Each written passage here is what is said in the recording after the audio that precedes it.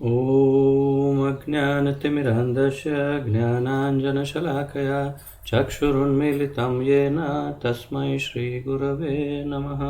श्रीचैतन्यमनोभीष्टं स्थापितं येन भूतले स्वयं रूपकदा मह्यं ददाति स्वपदान्तिकं। वन्देऽहं श्रीगुरुं श्रीयुतपदकमलं श्रीगुरून् वैष्णवांश्च श्रीरूपं साग्रजातं सहगणरघुनाथान्वितं तं सजीवं साद्वैतं सावधूतं परिजनसहितं कृष्णचैतन्यदेवं श्रीराधाकृष्णपादान् सहगणललिता श्रीविशाखान्वितांश्च।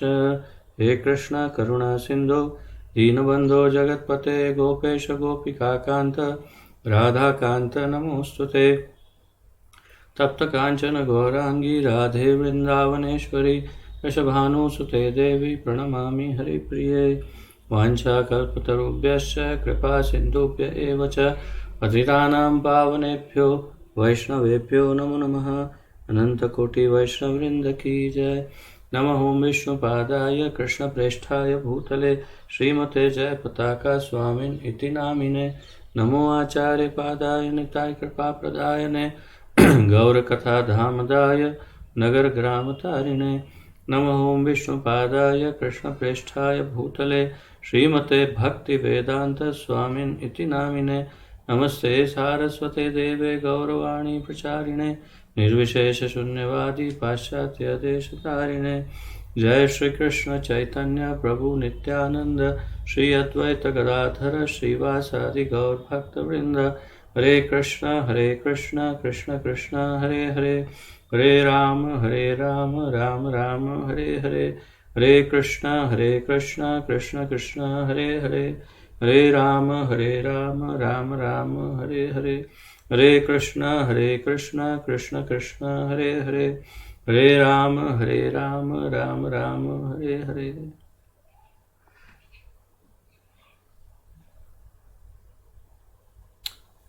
आप सबका बहुत बहुत स्वागत करता हूँ आज के इस अत्यंत महत्वपूर्ण कार्यक्रम में, जिसके अंतर्गत जैसे कि आप जानते हैं हमारे इस्कॉन के संस्थापक आचार्य पतित पावन अभय चरणारविंद अभय श्रील भक्तिवेदांत स्वामी प्रभुपाद जी द्वारा लिखित ये ग्रंथ भगवान श्री चैतन्य महाप्रभु का शिक्षामृत, उसका हम सम्मिलित रूप से अध्ययन कर रहे हैं। और इसके अंतर्गत ये ग्रंथ लिया गया है श्री चैतन्य चरितामृत के संकलनों से बनाया है। और आप जानते हैं कि हम अभी 14वें अध्याय का अध्ययन कर रहे हैं। बहुत ही अत्यंत महत्वपूर्ण, सबसे अधिक महत्वपूर्ण ये अध्याय रहा अब तक। इसमें हमने कृष्ण भक्ति के विषय में, कृष्ण भक्ति के भक्ति रस के विषय में, प्रेम माधुरी या जिसे कहते हैं पंचम, जो सबसे महत्वपूर्ण 12 रसों में जो रस है, उस रस की हमने विस्तार से चर्चा की।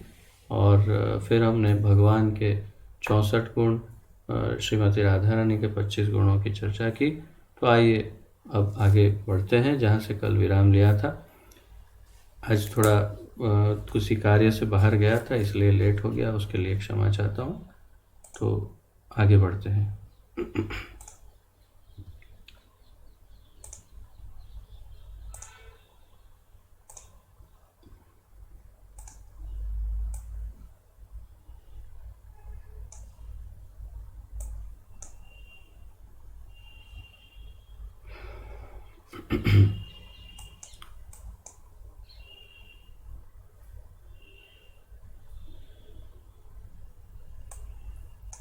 भक्ति के साधन से पूर्ण शुद्ध हो जाने के कारण जो कृष्ण भक्ति की उच्च भावना में स्थित हुए सदा प्रसन्न रहते हैं, जो श्रीमद् भागवत में ही अतिशय अनुरक्त हैं, जो रसिकों के संग में सदा रसास्वादन करते हैं, जो कृष्ण चरणों को ही अपना परम लक्ष्य और आश्रय जानते हैं, तथा जो प्रेम पूर्वक भक्ति के विविध अंगों का साधन करते हैं, उन शुद्ध भक्तों के हृदय में अलौकिक कृष्ण रति का आस्वादन होता है। भक्ति के साधन से पूर्ण शुद्ध हो जाने के कारण तो ये हम उन जीवात्माओं की बात है जो वास्तव में इस भौतिक संसार में यहाँ पर माया के बंधन में पड़े हैं और अभी तक नित्य मुक्त नहीं या मुक्त ही नहीं हुए और मुक्ति के लिए प्रयत्न कर रहे हैं। मुख्य रूप से या तो मुक्ति के लिए या भक्ति के लिए या भगवान की प्रसन्नता के लिए जो हम प्रयास कर रहे हैं, उन हमारे जैसे साधारण इस भौतिक सृष्टि में गिरे हुए जीवात्माओं की बात है। भक्ति के साधन से पूर्ण शुद्ध हो जाने के कारण तो भक्ति की जो साधना हम करते हैं उसके कारण हम पूर्ण शुद्ध हो सकते हैं।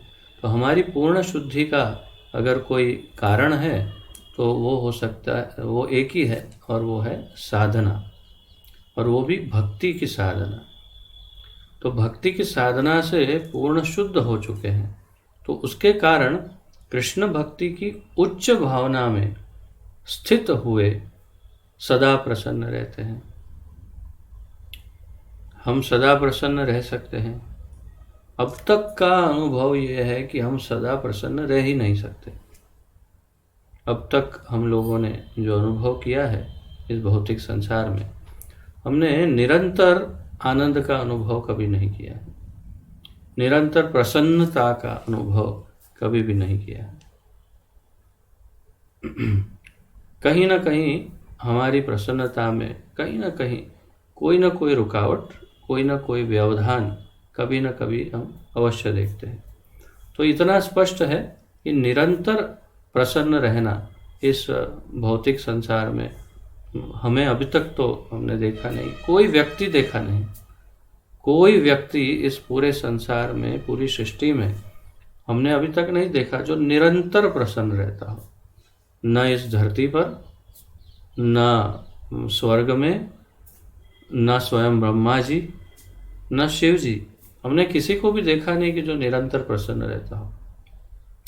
परंतु यहाँ पर इसका रास्ता बताया है कि इतने यहाँ ये 14 भुवन में जो कोई नहीं प्रसन्न रहता वो सदा, अर्थात वो बड़ी आसानी से कहीं भी हो, चाहे नरक में बैठा हो, चाहे इस धरती पर हो, चाहे कहीं भी हो, प्रसन्न रह सकता है। कौन? जो भक्ति के साधन से पूर्ण शुद्ध हो चुका है और जो कृष्ण भक्ति की उच्च भावना में स्थित हुआ है, वो सदा प्रसन्न रहता है। तो कृष्ण भक्ति की उच्च भावना में स्थित होने से सदा प्रसन्नता रहती है। कई बार प्रभुपाद जी ने कहा कि आप कृष्ण भक्ति में, इस कृष्ण भावनामृत आंदोलन से जुड़ गए हैं और आप निरंतर साधन कर रहे हैं, तो आप नित्य मुक्त हो चुके हैं और अब आप इस धरती में रहते हुए भी मुक्त हैं। तो अब आपको कोई बंधन नहीं, लगता है कि बंधन में हो लेकिन बंधन से मुक्त है। उदाहरण हम सोच सकते हैं कि जैसे जेल होती है, तो जेल के अंदर एक जेलर और बहुत सारे कैदी होते हैं, साथ में कुछ पुलिस वाले भी होते हैं। तो जेलर भी, पुलिस वाले भी और कैदी भी, ये तीनों जेल के अंदर ही रहते हैं। परंतु एक अंतर है कि इसमें से कैदी कभी बाहर नहीं जा सकते अपनी मर्जी से, जबकि पुलिस वाले और जेलर जब चाहे बाहर जा सकते हैं, आ सकते हैं, अंदर बाहर कर सकते हैं, उन्हें कोई प्रॉब्लम नहीं। और कुछ ऐसे कैदी भी होते हैं कि जो जिनकी ऐसा देखते हैं कि बहुत अच्छे हैं, उनकी चाल चलगत सब अच्छा है और बहुत अच्छा व्यवहार कर रहे हैं, सुधर गए हैं काफ़ी।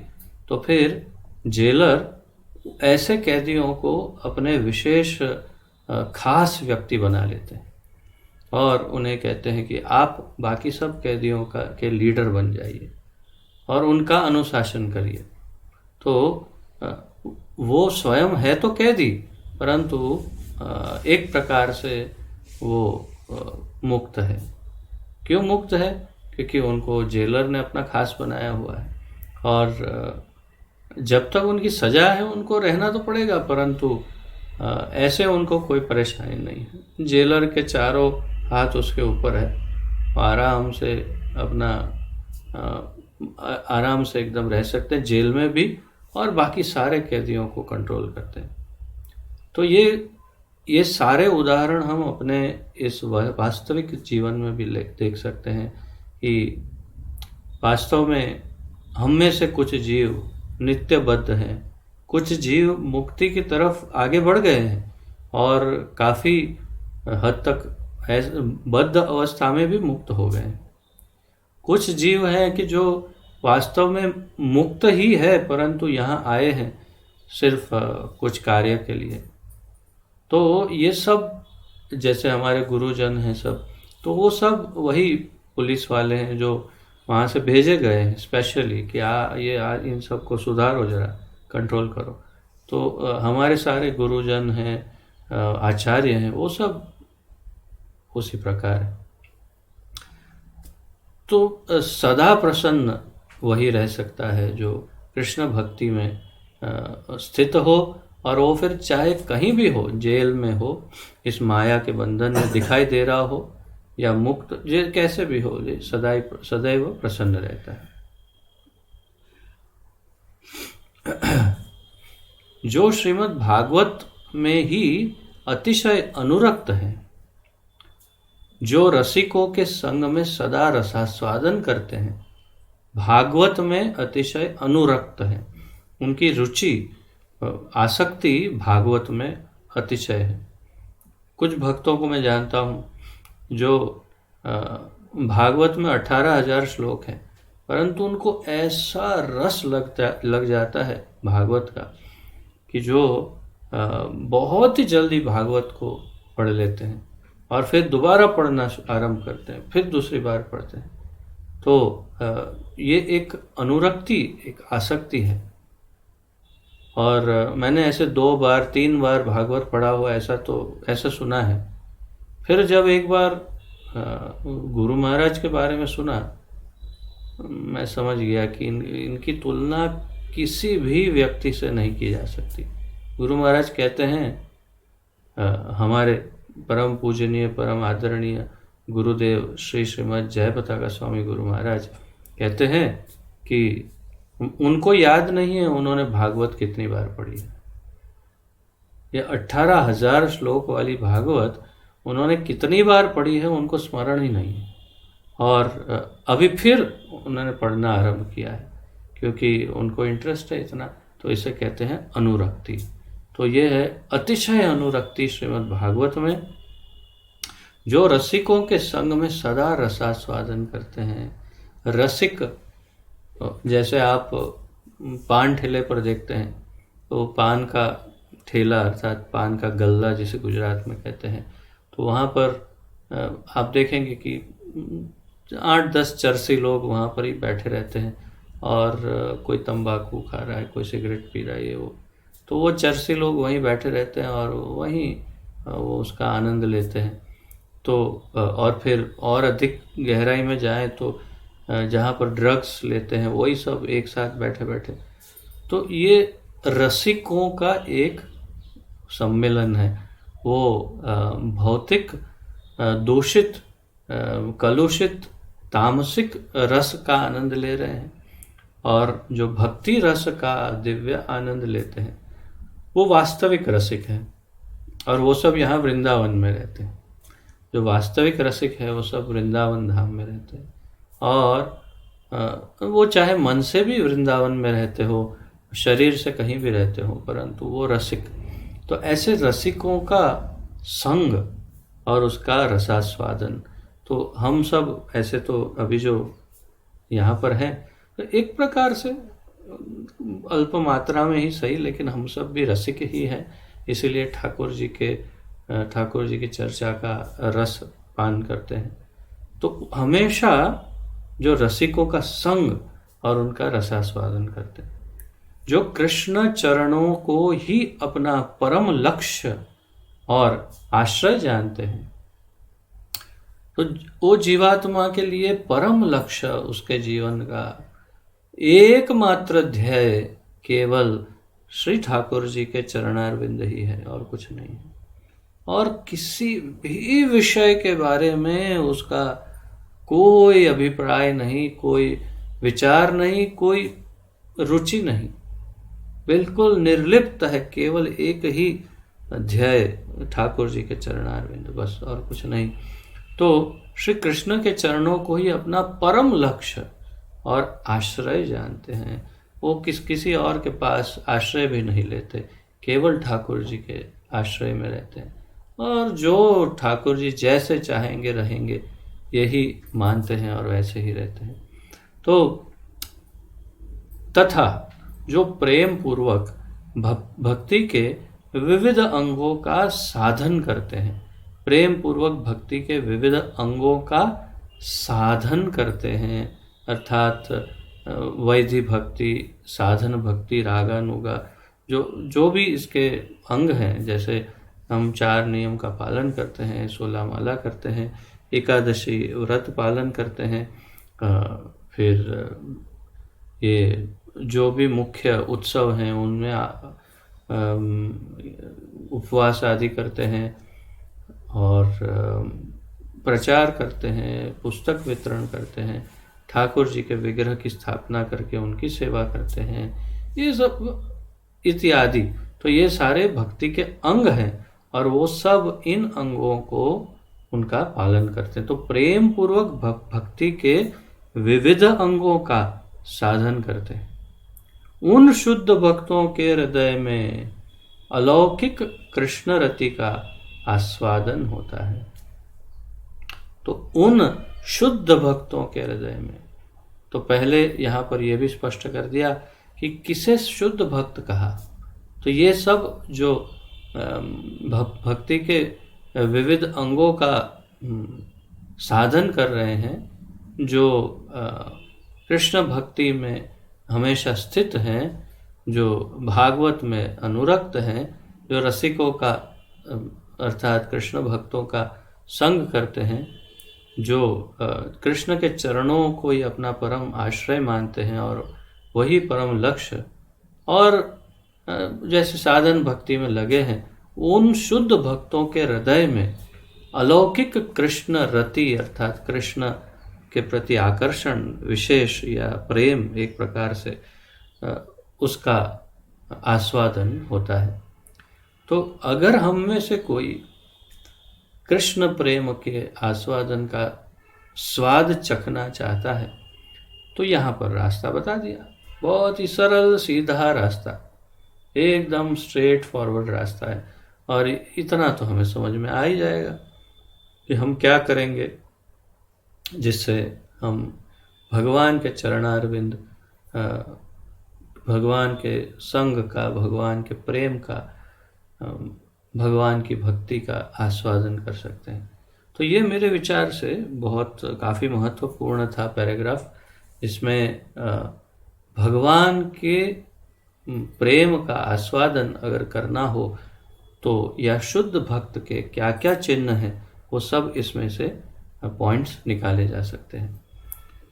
जब भावाविष्ट अवस्था कृष्ण प्रेम और दिव्य अनुभूति से अधिक आस्वाद्य बन जाती है, तो भागवत जीवन की परिपक्वता प्राप्त हो जाती है।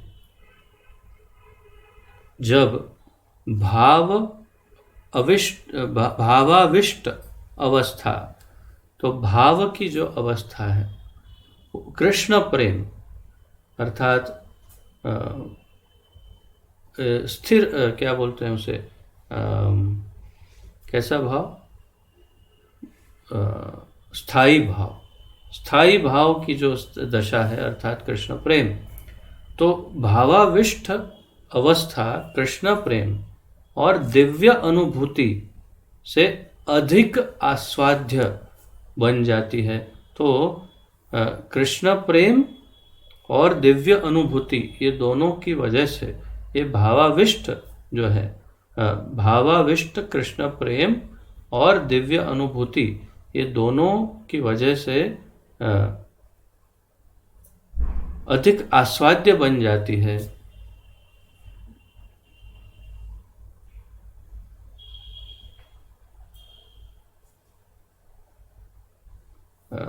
जब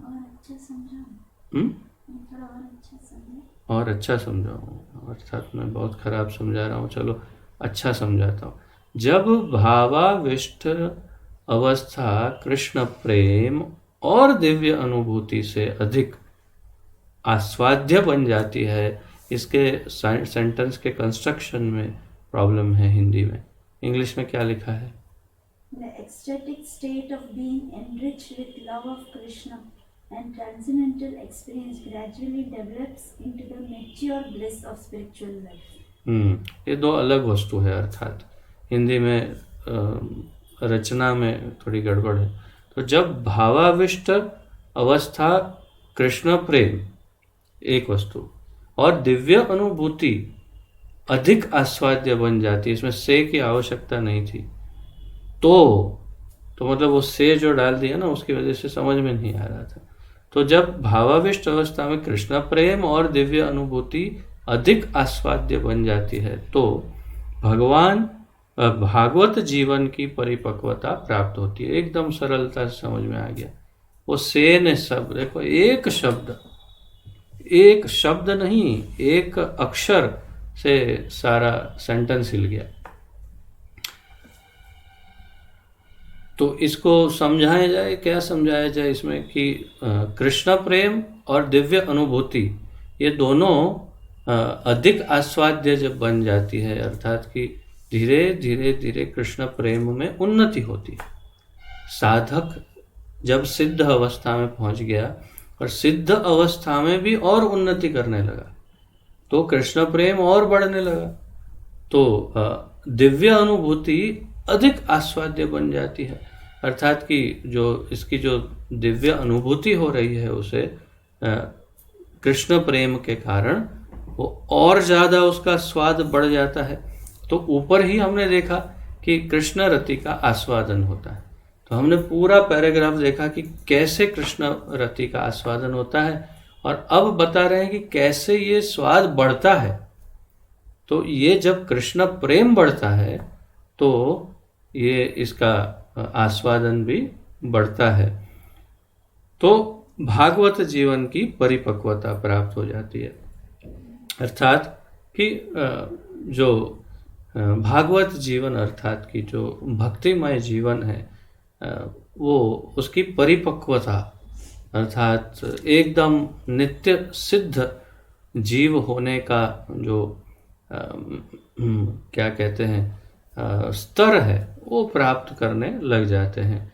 अर्थात उसके पश्चात फिर जीवन मुक्त होकर के भगवान के धाम में स्थित होकर के भगवान की लीला में प्रविष्ट कर सकते हैं। उसके बाद तो उसे कहते हैं भागवत जीवन की परिपक्वता। हमारे जीवन का ध्येय है कि हमें भागवत जीवन की परिपक्वता प्राप्त करनी है। जब हम ये प्राप्त करेंगे तभी हम ठाकुर जी के धाम में निवास कर सकते हैं, अन्यथा यहाँ और साधन करना पड़ेगा। सिद्ध होंगे, परिपक्व होंगे तभी तो जा पाएंगे, नहीं तो कैसे जाएंगे। इस भक्ति रस का आस्वादन कृष्ण भावनाहीन अभक्त नहीं कर सकते। अब ये तो अत्यंत सामान्य बुद्धि से हम समझ सकते हैं कि जो कृष्ण अभक्त है या तो जो भक्त नहीं है, तो वो इसका आस्वादन नहीं कर सकते। इस तथ्य की भक्ति रसामृत सिंधु में पुष्टि है। भक्ति रसामृत सिंधु में रूप गोस्वामी ने इस बात को सिद्ध किया या पुष्ट किया है, अर्थात पुष्टि है इसकी। अभक्तों के लिए भक्ति रस बिल्कुल दुरूह है, रूप गोस्वामी कहते हैं अभक्तों के लिए भक्ति रस बिल्कुल दुरूह है, अर्थात प्राप्त नहीं कर सकते। केवल श्री कृष्ण के चरण कमलों के शरणागत और जीवन को भक्ति रसामृत सिंधु में निमग्न रखने वाले भक्त ही इस रस के अधिकारी है। हमने ऊपर भी देखा कि चरण कमलों के शरणागत, भगवान श्री कृष्ण के चरण कमलों के शरणागत जो जीव हैं वो स्वाभाविक है, और दूसरे जीवन को भक्ति रसामृत सिंधु में निमग्न रखने वाले। हाँ, अभी आप में से किसको स्मरण है भक्ति रसामृत सिंधु क्या है? आप में से किसको स्मरण है भक्ति रसामृत सिंधु क्या है? किसी को स्मरण है?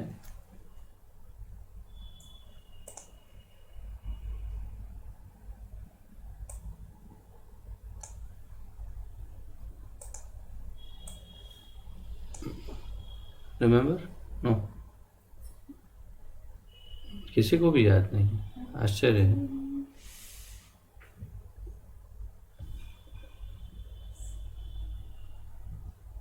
भाव, अच्छा ठीक है, माता जी बोलिए। हरे कृष्ण प्रभु जी। हाँ जी। भक्ति रस अमृत का सागर, मतलब भक्ति का जो सागर है उसका अमृत जो प्राप्त करते हैं उसका सागर। नहीं, मैं वैसा नहीं कह रहा हूँ। कल परसों हमने भक्ति रसामृत सिंधु का जो उसकी व्याख्या है वो हमने लिखी थी, और जो यहाँ पर महाप्रभु ने कही थी वो व्याख्या हमने लिखी थी कि भक्ति रस अमृत सिंधु की रचना किससे होती है। हम अगर कहें कि भाई भक्ति रसामृत सिंधु में निमग्न है, भक्ति रस अमृत सिंधु के अंदर डूबा हुआ है, तो वो क्या है? भक्ति रस अमृत सिंधु के अंदर के तत्व क्या है?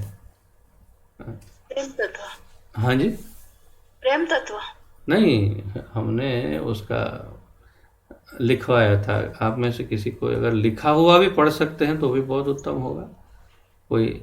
हाँ, समदर्शी प्रभु बताइए।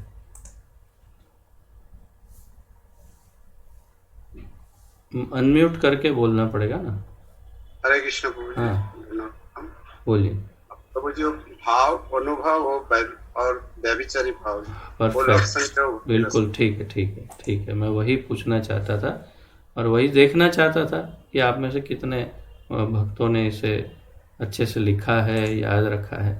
तो भाव, अनुभाव और व्यभिचारी भाव, ये तीनों का जो मिश्रण है उसी से भक्ति रसामृत सिंधु का निर्माण होता है, और उसी को मैं आपसे पूछना चाहता था। तो ये सब हमें थोड़ा थोड़ा याद रखना पड़ेगा। तो ये यहाँ पर महाप्रभु ये रूप गोस्वामी कहते हैं कि केवल श्री कृष्ण के चरण कमलों के शरणागत और जीवन को भक्ति रसामृत सिंधु में निमग्न रखने वाले भक्त ही इस रस के अधिकारी है।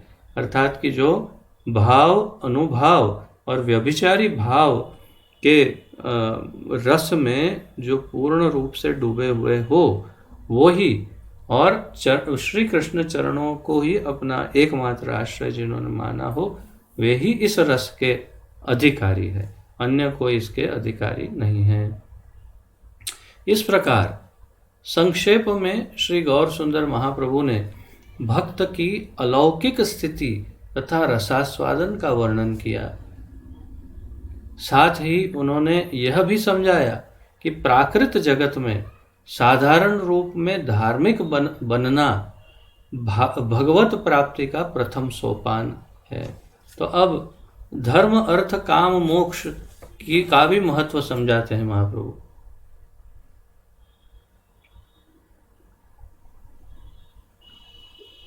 जिसे 4 पुरुषार्थ कहते हैं।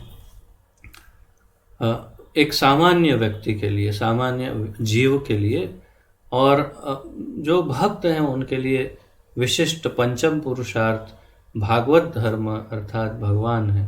परंतु ये धर्म अर्थ काम मोक्ष का भी महत्व है। हम ये समझते हैं कि बिल्कुल महत्व नहीं, ऐसा नहीं है।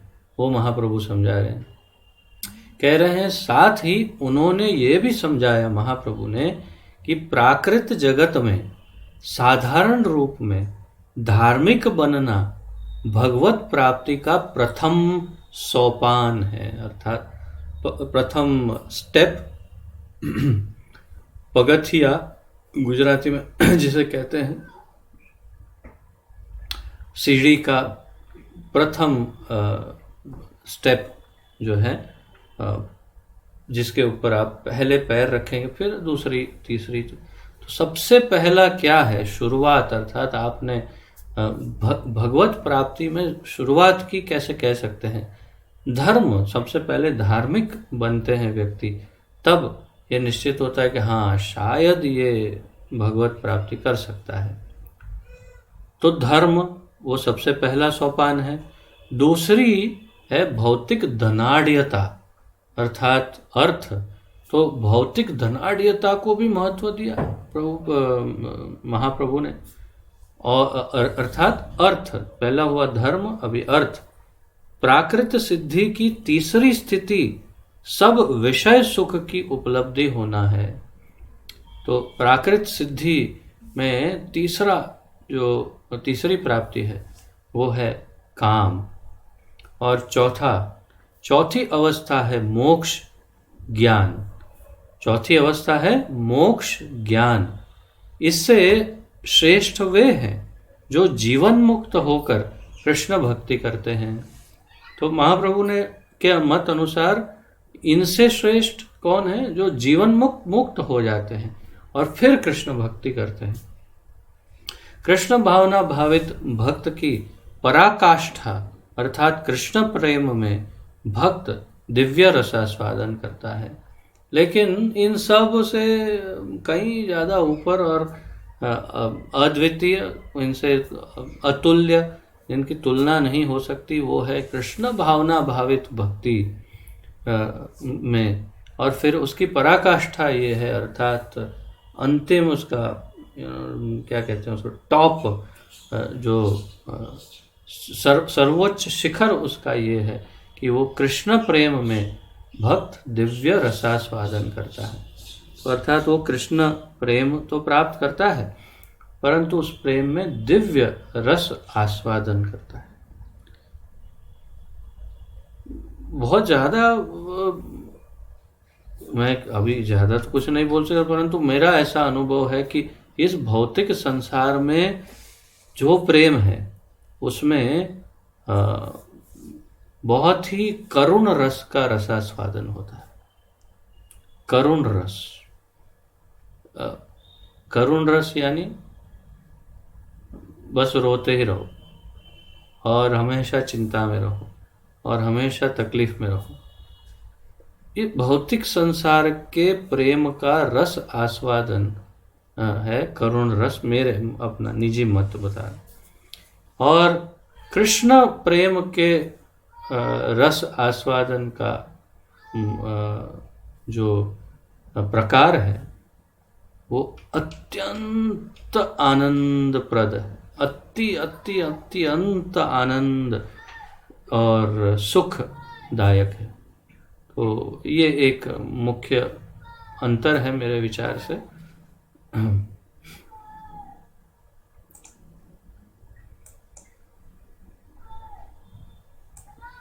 भगवान श्री गौर सुंदर महाप्रभु ने श्री सनातन गोस्वामी को बताया कि उन्होंने पूर्व में, तो अब एक प्रकार से ये सनातन शिक्षा का जो अध्याय हम काफ़ी समय से कर रहे हैं, मतलब कई अध्याय कर किए हैं हमने सनातन शिक्षा के, वो सब अब लगभग समाप्त हो रहे हैं। मतलब अब श्री सनातन गोस्वामी की शिक्षा का अंत हो रहा है। इसलिए महाप्रभु अब उन्हें कुछ थोड़ा और भी आएगा ज्ञान, ज़्यादा नहीं है, एक आध दो पेज भर कर हम चर्चा करेंगे, फिर समाप्त हो जाएगा।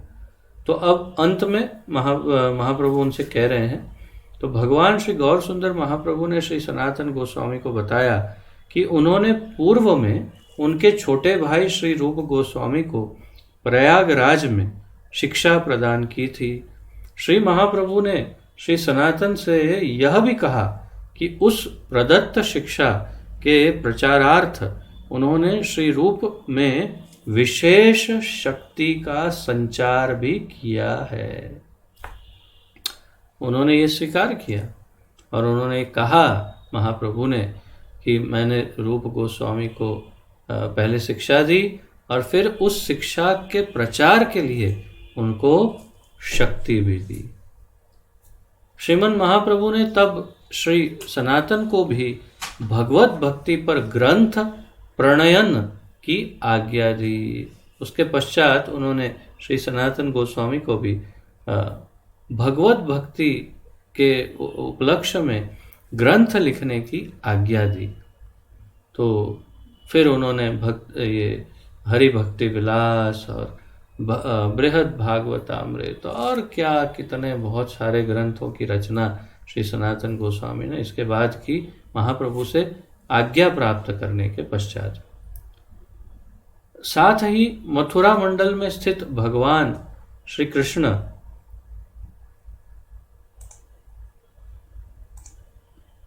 की विविध लीला स्थलियों के उद्धार का आदेश भी श्री सनातन को दिया। तो महाप्रभु ने एक और उनको आदेश दिया कि आप मथुरा मंडल में जो भी भगवान की दिव्य लीला स्थलियाँ जो छिप गई है उन सब का पुनरुत्थान करिए, उनको पुनः स्थापित करिए। तो इसीलिए हम जानते हैं कि वास्तव में आज जो पूरा विश्व इस ब्रज को दर्शन कर सकता है, ब्रज की यात्रा कर सकता है और अनेक संप्रदाय के लोग यहाँ आके अभी अपना अपना सब क्या कहते हैं एक प्रकार से सब जमाए हैं।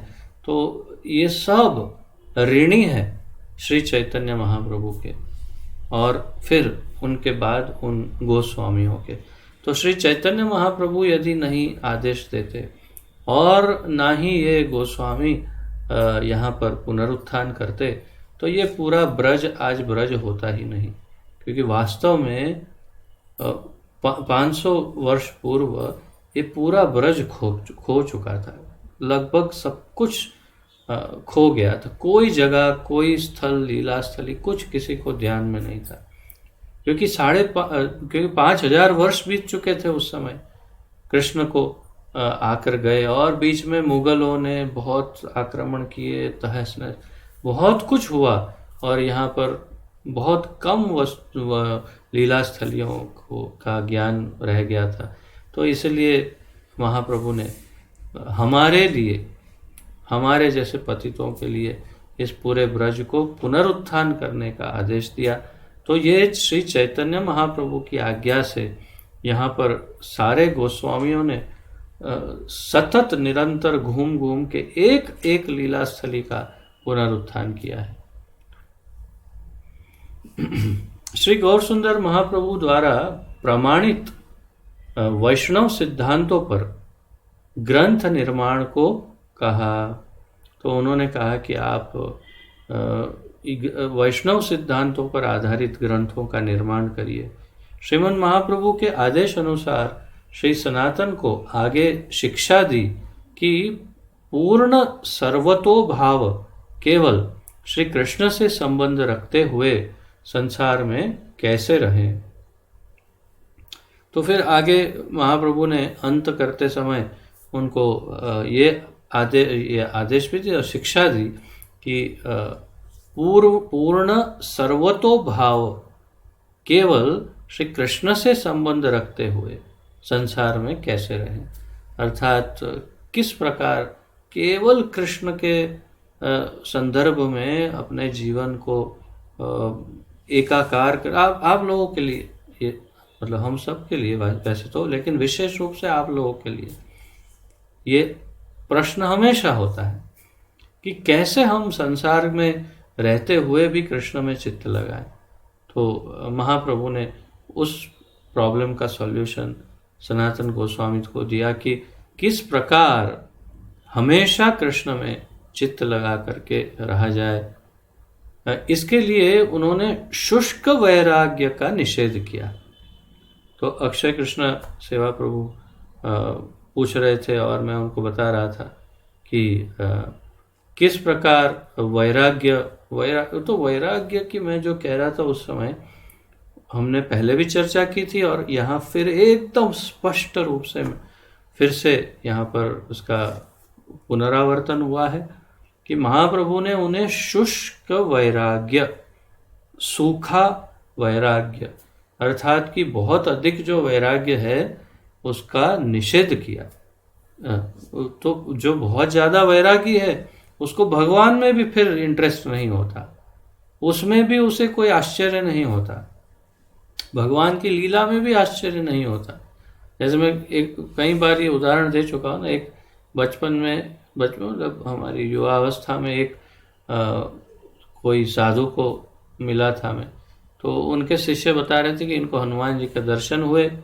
जब हनुमान जी सामने खड़े हुए तो इन्होंने, ये मायावादी सन्यासी थे, तो उन्होंने उनको कहा कि सो हम, अर्थात कि जो आप हैं वही मैं हूँ, जो मैं हूँ वही आप है। ये सुनते ही हनुमान जी भाग गए वहाँ से। तो तात्पर्य यह है कि ये कहने का मतलब उसने तो ऐसा नहीं कहा कि हनुमान जी भाग गए, लेकिन मैं दावे के साथ कह सकता हूँ कि हनुमान जी वहाँ से जबरदस्त एकदम स्पीड में भागे होंगे कि ओह ये तो बहुत डेंजरस व्यक्ति है, सोहम वाला है कि मैं और तुम सब एक ही है। अर्थात वो ऐसा वैराग्य है कि जिसमें उनको कोई फर्क नहीं पड़ता कि क्या कौन क्या है, कौन क्या, सब एक तत्व, सब एक तत्व, ऐसा जबरदस्ती देखते हैं, सब एक तत्व है, कृष्ण मैं ही तो कृष्ण हूँ। तो फिर ऐसा शुष्क वैराग्य जिसमें कोई न किसी में इंटरेस्ट, न किसी से मोह, न भगवान की सेवा में इंटरेस्ट, ऐसा शुष्क वैराग्य बहुत ही घातक सिद्ध हो सकता है भक्ति के लिए। तो इसका निषेध किया महाप्रभु ने। इन शिक्षाओं का यह तात्पर्य है कि वर्तमान युग में ऐसे अनेक व्यक्ति हैं जो संन्यास ग्रहण कर लेते हैं किंतु भगवत भक्ति से शून्य है। ऐसे कई लोग हैं जो संन्यास लेते हैं लेकिन भगवत भक्ति नहीं है। जैसा अभी मैंने उदाहरण दिया वो सन्यासी का। अब ये भगवत भक्ति नहीं है तभी तो हनुमान जी को देख करके उनको बिल्कुल आश्चर्य नहीं हुआ, आनंद प्राप्त नहीं हुआ। हमें अगर हनुमान जी सामने दिखे तो हमारी तो क्या दशा हो जाएगी कि अरे ठाकुर जी के इतने प्रिय सेवक हमारे सामने, और हम तो सुध बुध खो बैठेंगे, इतने प्रसन्न हो जाएंगे क्योंकि ठाकुर जी के इतने प्रिय हैं। तो हमें तो वो ठाकुर जी के प्रिय भक्त के दर्शन से ही जीवन उद्धार, हमारा उद्धार हो गया समझ लेंगे। परंतु ये ऐसे सन्यासी कि जिनका भगवान में कोई मोह नहीं, तो कृष्ण भावनामृत के पूर्ण ज्ञान बिना संन्यास लेने को महाप्रभु ने अस्वीकार किया। महाप्रभु ने कहा कि जिनको कृष्ण भावनामृत का ज्ञान नहीं उनको संन्यास लेने का अधिकार नहीं। वास्तव में देखा जाता है कि कर्मों में साधारण मनुष्यों से भी अधम बहुत से नामधारी सन्यासी अपने संन्यासत्व का अभिमान करते हैं। तो ऐसा प्रभुपाद जी कह रहे हैं कि कई सन्यासी ऐसे थे, हैं और शायद रहेंगे कि जो सामान्य मनुष्यों से भी कहीं अधम होते हैं वास्तव में, परंतु बहुत बड़ा बड़ा नाम लेकर के संन्यास लेकर कहीं ना कहीं अड्डा जमा करके कोई क्या कहते हैं आश्रम वगैरह कुछ खोल के बैठे होते हैं, जिसे नामधारी सन्यासी कहा। श्री गौर सुंदर महाप्रभु ने इस दंभ आचरण की निंदा की है। दंभ आचरण, महाप्रभु ने इस दंभ आचरण की निंदा की, अर्थात बनावटी इस तरह का बहरूपिया को ढोंगी उन्होंने श्री सनातन को अपने ग्रंथों में भक्ति का विस्तृत वर्णन करने की शिक्षा दी। तो महाप्रभु ने श्री सनातन को कहा कि आप अपने ग्रंथों में भक्ति की विस्तृत जानकारी दीजिएगा। तो जैसे बृहद भागवतामृत बहुत ही जबरदस्त ग्रंथ है। आप कभी हमें मौका मिलेगा तो हम साथ में, ठाकुर जी चाहें तो हम साथ में ऐसे ही इसका भी कभी न कभी अध्ययन करें तो बहुत आनंद आएगा। बहुत सुंदर ग्रंथ है। तो संसार में ऐसे तो कई ग्रंथ लिखे हैं उन्होंने। संसार में रहते हुए भी अनुभव गम्य भागवत जीवन की सिद्धा अवस्था का भगवत गीता के 12वें अध्याय में यह वर्णन है। तो अब श्रीमद् भगवत गीता के 12वें अध्याय के 13 से लेकर के 20वें श्लोक का यहाँ सीधा ट्रांसलेशन दिया है। श्रीमद् भगवत गीता 12.13 से लेकर 20, वो काफ़ी महत्वपूर्ण श्लोक हैं ये सब। और आप सब बाद में इसका अध्ययन भगवत गीता से भी करिएगा, कि यहाँ पर मैं केवल ट्रांसलेशन पढ़ूंगा, श्लोक नहीं पढ़ूंगा। भगवत गीता 12.13 से लेकर 20। जो द्वेष रहित वह जीव मात्र का मित्र है, क्षमा कीजिए, जो दोष रहित एवं जीव मात्र का मित्र, स्वामित्व भाव तथा मिथ्या अहंकार से मुक्त एवं सुख दुख में सम है, सतत निश्चय पूर्वक भक्ति में संलग्न है तथा जिसके मन बुद्धि मुझमें ही नियुक्त है, ऐसा भक्त मेरा प्रिय है।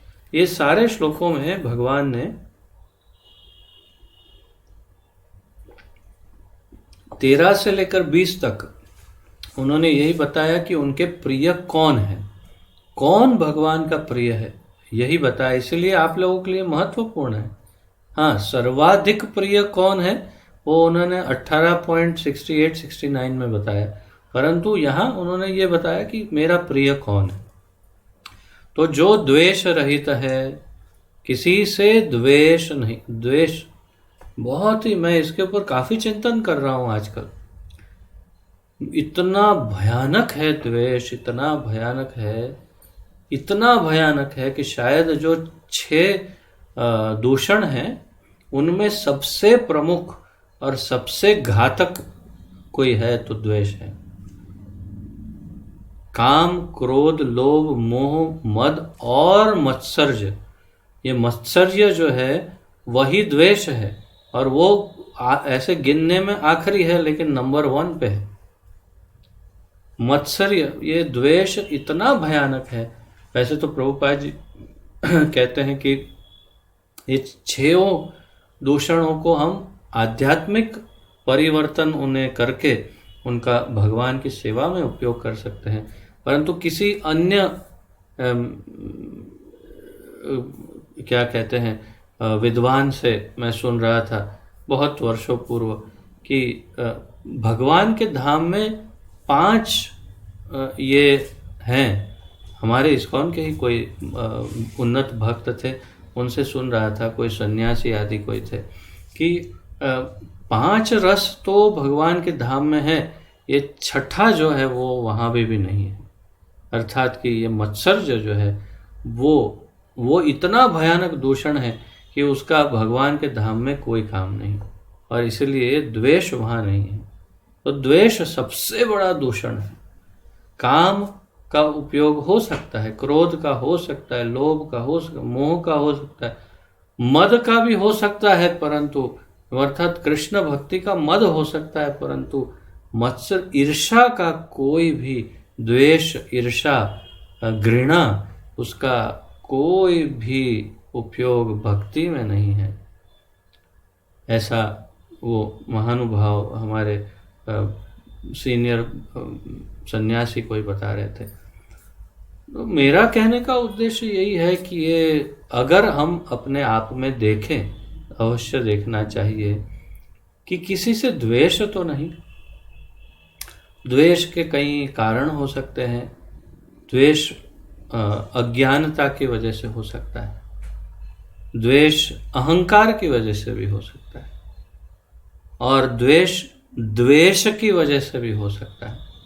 अर्थात कि अंदर द्वेष ही द्वेष भरा है और इसीलिए द्वेष है, बस कोई कारण नहीं, फिर भी द्वेष है। वो सामान्य रोड पे खड़े हैं, कोई सुंदर कार लेके निकलता है, क्या कहाँ से आ गई इसके पास इतनी अच्छी गाड़ी, देखो कैसी गाड़ी लेके निकल, क्या है कि कोई कनेक्शन नहीं है, फिर भी द्वेष है। और हमें अत्यंत सावधान रहकर अपने अंदर द्वेष को देखना चाहिए। अगर द्वेष है, उससे यदि मुक्त नहीं हो पाए तो फिर स्वाभाविक है कि हम भगवान के प्रिय कभी नहीं हो सकते, क्योंकि कई बार सामान्य संसार में तो द्वेष ही द्वेष ही द्वेष ही द्वेष भरा है, अत्यंत द्वेष, एक दूसरे के प्रति ईर्ष्या घृणा द्वेष, बस। परंतु अगर उसे उठा करके हम भक्ति में भी लेके आ जाएंगे तो फिर हम में और सामान्य जीवों में क्या अंतर है, हमें कोई भक्त कैसे कह सकता है। इसलिए हमें अपने अंदर के द्वेष को पहचान करके जड़ मूल से उसे जड़ से उखाड़ करके फेंक देना पड़ेगा। ये मेरा निजी मत है कि, और भगवान का भी यही मत है। सबसे पहला पॉइंट उन्होंने कहा, जो द्वेष रहित वह जीव मात्र का मित्र है।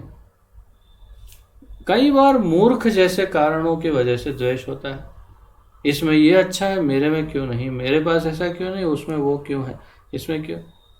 भक्त का कार्य है दूसरों को भक्ति देना, जिनको भक्ति मिली है उनकी भक्ति को पुष्ट करना, पोषण देना, और जो भक्ति में आगे बढ़े हैं उनको फॉलो करना, यही एक भक्त का कार्य है। भक्त का कार्य ये नहीं है कि कोई भक्त में कुछ हो जो उसमें ना हो तो उससे द्वेष करना, वो एक भक्त का कार्य नहीं है। सबसे पहले उसे द्वेष मुक्त होना पड़ेगा। अगर द्वेष मुक्त नहीं हुआ, एकदम निश्चित है कि उसको दोबारा जन्म लेना पड़ेगा, एकदम निश्चित है, 100% निश्चित कि उसे दोबारा जन्म लेना ही पड़ेगा, क्योंकि वो द्वेष से मुक्त नहीं होगा तो धाम कैसे जाएगा।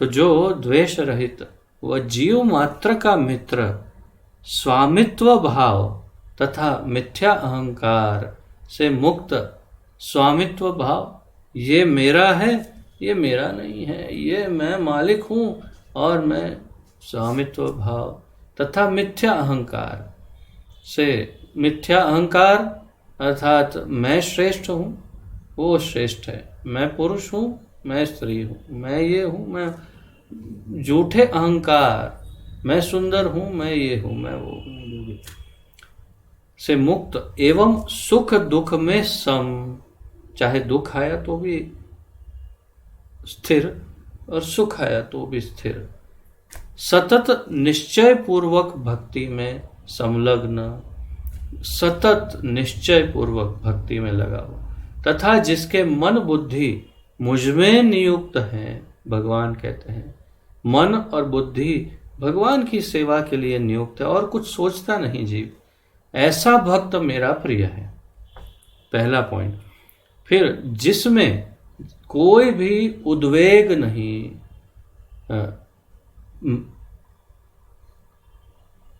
जिससे कोई भी उद्वेग नहीं पाता, अर्थात किसी और को उससे तकलीफ नहीं होती। वही जो कल हम चर्चा कर रहे थे वैष्णव अपराध की, जिसके कारण किसी अन्य को दुख नहीं होना चाहिए, तो जिससे कोई भी उद्वेग नहीं पाता, अर्थात किसी और को तकलीफ नहीं मिलती कभी उस व्यक्ति के कारण, जो स्वयं कभी उद्विग्न नहीं होता, स्वयं भी कभी कोई भी परिस्थिति में दुखी नहीं होता, तकलीफ में प्रॉब्लम, ये करुण भाव में नहीं आ जाता कि ओह मुझे ये हो गया, ये हो गया, कुछ नहीं हो गया, क्या हो गया, जो भोग रहे अपने कर्मों के फल है। जो भोग रहे हमारे ठाकुर जी की इच्छा से हो रहा है, सब हमारी शुद्धि के लिए हो रहा है। हमारे अंदर जो अनर्थ है उसको निकालने के लिए ठाकुर जी कर रहे हैं, और किसी और को तकलीफ देता नहीं। ऐसा जीव, ऐसा सुख दुख में अविचल भक्त मेरा प्रिय है। जो सुख और दुख में अविचल है वो मेरा प्रिय। जो भक्त सांसारिक कार्यों की अपेक्षा न करने वाला, पवित्र, सांसारिक कार्यों की अपेक्षा अर्थात इच्छा हो, सांसारिक कार्यों में कोई भौतिक इच्छा नहीं, पवित्र, जो पवित्र है, दक्ष है, जो एक्सपर्ट है, उदासीन अर्थात इस भौतिक संसार से उदासीन, तथा व्यथाहीन। व्यथाहीन मतलब कोई तकलीफें आती है जाती है, वो व्यथित नहीं हो। जैसे हमारे गुरु महाराज, कोरोना आके छू के चला गया, पूरा का पूरा, जैसे एक समुद्र में खड़े हैं, पूरा एक बड़ी लहर आई, पूरा भिगो के फिर समुद्र की लहर चली गई, वो व्यक्ति वहीं खड़ा है। उसी प्रकार गुरु महाराज ऐसे ही स्थिर प्रतिदिन लेक्चर दे रहे हैं, अभी भी दे रहे हैं लेक्चर। तो ऐसे स्थिर जो व्यथाहीन तथा किसी फल की इच्छा से कार्य नहीं करता, उसके कोई कार्य में कोई इच्छा नहीं होती कि मुझे ये मिल जाए, वह मेरा प्रिय है। जो न हर्षित होता है, अर्थात बिना कारण ओ बहुत मज़ा आ गया, बहुत खुश हो गया। भक्ति में अवश्य हर्षित हो सकते हैं। जब भगवान हर्षित होते हैं तो भक्त भी हर्षित होते हैं। जब भक्त हर्षित होते हैं तो भी भक्त हर्षित होते हैं। तो न द्वेष करता है। फिर दोबारा उन्होंने रिपीट किया, अब देखिए फिर दोबारा रिपीट कर रहे हैं भगवान कि न द्वेष करता है, न शोक करता है और न आकांक्षा। वह शुभ अशुभ का परित्यागी भक्त मेरा प्रिय है।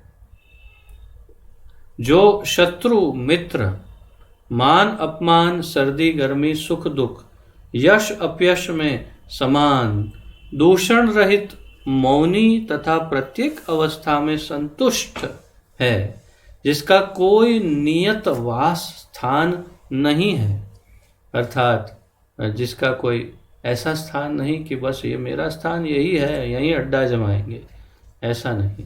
तथा जो ज्ञाननिष्ठ होकर भक्ति करता है वह मेरा प्रिय भक्त है। जो कोई इस भक्ति के अमृत पथ पर दृढ़ विश्वास पूर्वक मुझे परम लक्ष्य बनाकर चलता है वह मेरा अतीव प्रिय है। जो कोई इस भक्ति के अमृत पथ पर, भक्ति के अमृत पथ पर दृढ़ विश्वास पूर्वक मुझे परम लक्ष्य बना करके, मुझे अर्थात ठाकुर जी उनको परम लक्ष्य बना करके चलता है, वह भगवान कहते हैं मेरा अतीव प्रिय है, सबसे अधिक प्रिय है। भगवत गीता 12.13 से लेकर 20। तो मेरे विचार से आज यहाँ तक ही रखते हैं चर्चा। थोड़ा लेट क्लास शुरू हुआ था, थोड़ा सा जल्दी समाप्त करते हैं, और आगे फिर यही एक और दिन, शायद एक दिन में या फिर पता नहीं और 2 दिन हो जाए, इसकी चर्चा समाप्त करेंगे कल 14वें अध्याय की। तो आज जो कोई चर्चा हुई है उसमें कोई यदि प्रश्न आदि हो तो पूछ सकते हैं, प्रश्न उत्कंठा आदि।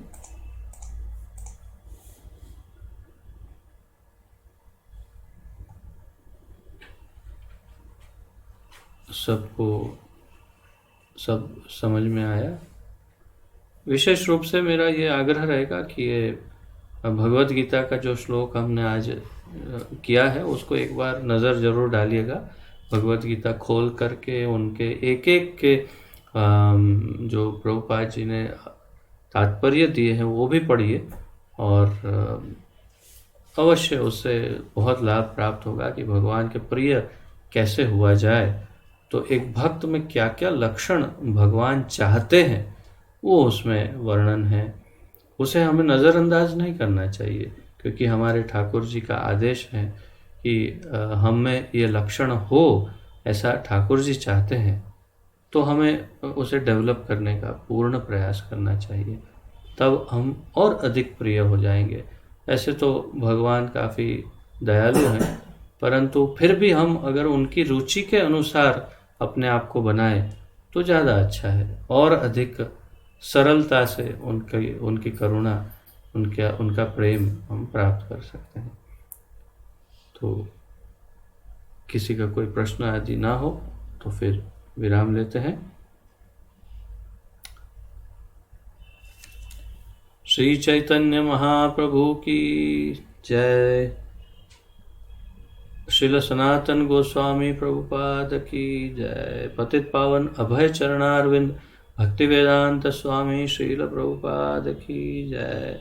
पतित पावन गुरुदेव की जय। निताय गौर प्रेमानंदे हरि हरि बोल। आप सबका बहुत बहुत धन्यवाद और आप सबको बहुत बहुत दंडवत प्रणाम। हरे कृष्ण।